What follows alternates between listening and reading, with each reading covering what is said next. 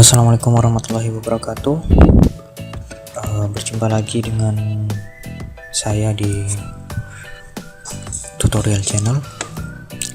Kali ini saya akan menjelaskan bagaimana cara membuat data table multi row. Dalam video tutorial kali ini saya tidak akan menjelaskan bagaimana data table yang berkaitan dengan database. Tujuannya apa? Biar teman-teman bisa lebih paham bagaimana cara membuat data table, karena menurut saya data table ini sangat-sangat membantu buat teman-teman dalam pekerjaan yang membutuhkan perhitungan di dalam memori. Kita buka project yang sebelumnya. Di sini saya sudah menyiapkan dua textbox dan juga satu button serta data grid view. Nah, saya juga telah menyiapkan codingnya untuk membuat data table di sini. Nanti saya akan jelaskan satu persatu.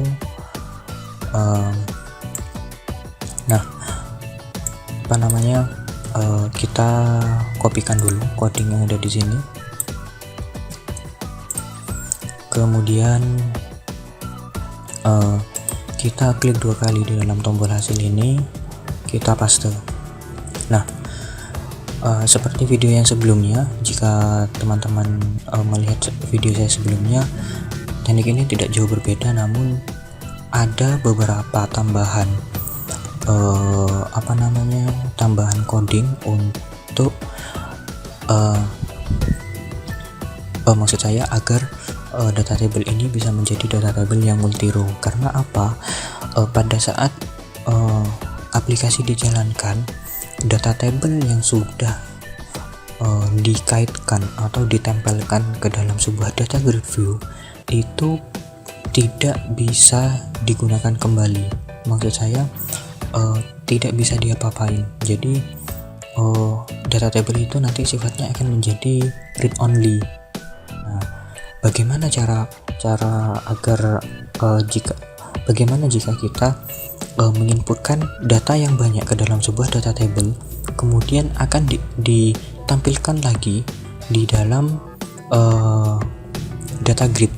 Nah, solusinya adalah kita harus mengambil value yang sudah kita inputkan tadi, kemudian dikembalikan ke data table. Nah, seperti ini. Untuk penjelasan yang ini sama seperti penjelasan yang di sebelumnya. Nah, tambahannya adalah ini. If data grid view row count sama dengan 0. Nah, jika data grid view-nya itu belum memiliki sebuah row atau row count-nya sama dengan 0, maka kita akan menerapkan coding yang ini, seperti coding yang di video sebelumnya, yaitu add data new row bla bla bla sampai ini. Nah, jika data grid view, nah kemudian ada kondisi lagi, jika data grid view row count-nya atau jumlah row-nya itu lebih besar daripada 2, itu kita menerapkan sebuah looping, yaitu looping for a as integer sama dengan 0 to data grid view row count min 2. Nah, tujuannya apa? Tujuannya looping ini, kita akan mengambil data yang sudah ada di dalam data grid view itu, kemudian dimasukkan ke dalam row ini, kemudian dimasukkan ke dalam row data table yang baru. Sehingga seandainya kita sudah memiliki satu data di dalam data grid view, kemudian itu akan diselect ulang, diambil ulang, kemudian diterjemahkan ke dalam row add dr. Nah, buktinya apa kalau itu diterjemahkan ke dalam data row? Karena di sini di coding ini kita akan mengambil row dengan baris dr dengan kolom nilai, yaitu data grid row A. Jadi A yang dimaksud adalah indeks atau baris ke yang A. Nah, jika A-nya ini adalah 0, berarti nanti adalah row ke-0 dengan sel ke-0. Nah, kenapa sel ke-0? Karena karena perhitungan data grid, jika kita memiliki 3 kolom, maka hitungannya dari 0, 1, 2. Nah, jika kita punya 4 kolom, hitungannya dari 0, 1, 2, 3. Nah, seperti itu. Jadi perhitungan kolom dan juga baris itu dihitung dari 0, bukan dari 1. Nah, kenapa di sini saya menambahkan data grid view.rowcon 2, rowcon min 2? Karena alasannya setiap data grid yang kita tampilkan itu akan membawa 2 baris yang sebenarnya itu tidak berpengaruh terhadap terhadap isi data. Nah, 2 baris itu apa? Baris yang pertama adalah baris yang paling atas sendiri, yaitu headernya. Header ini yang isinya adalah nama kolom dan yang lain-lainnya. Kemudian ada footer. Nah, footer ini digunakan sebagai istilahnya sebagai fleksibilitasnya data grid jika kita menginputkan data langsung ke data grid seperti itu. Nah, tapi kedua row ini akan selalu mengikuti pada saat data grid ini di reload.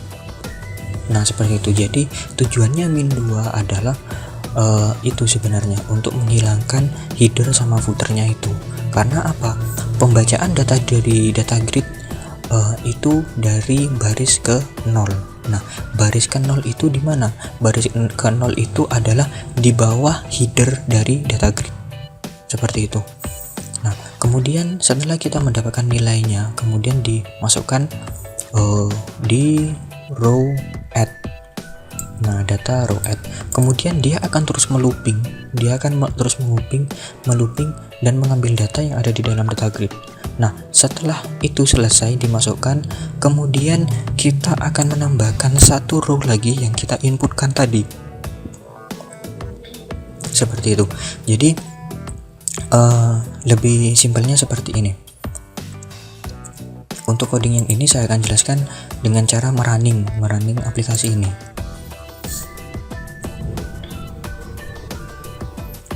Nah, kita akan isi ini 200.000, kemudian 100.000, 10.000 lah.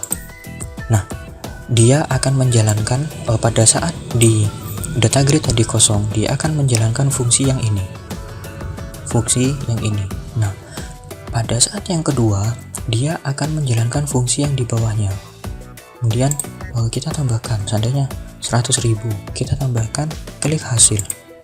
Nah, ini keluar 100.000. Kenapa? Karena sesuai konsep yang tadi, data table pada saat sudah ditempelkan atau dijalankan di dalam sebuah data grid, dia sudah tidak bisa ditambahkan data lagi. Tapi solusinya adalah kita membuat data table baru, kemudian mengambil data yang nomor 1 ini. Setelah selesai, baru akan menambahkan data yang kedua ini. Jadi hasilnya seperti ini. Nah, sehingga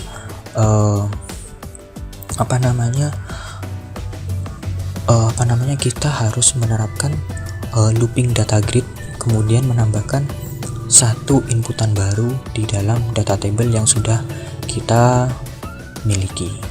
Nah, seperti itu. Oke, kiranya mungkin itu saja dari saya untuk data grid multi row ini. Kita akan belajar kembali di video berikutnya tentang bagaimana cara memanipulasi data di dalam data table. Contohnya seperti sum, average, kemudian max, min, dan yang lain-lainnya. Kemudian di video berikutnya lagi bagaimana cara menerjemahkan data table itu ke dalam data table yang lainnya. Jadi kita akan meletakkan hasil manipulasi itu di dalam data table yang kedua, seperti itu. Jadi nanti di akhir video tentang data table kita memiliki dua data table yang akan maksud saya yang saling berhubungan, seperti itu. Oke, sekian saja dari saya. Silahkan video ini di subscribe, di like, kemudian dibagikan ke teman-temannya lainnya. Jika teman-teman berkenan, silahkan di posting di Facebook. Oke, selamat berjumpa kembali di video berikutnya. Akhir kata, assalamualaikum warahmatullahi wabarakatuh.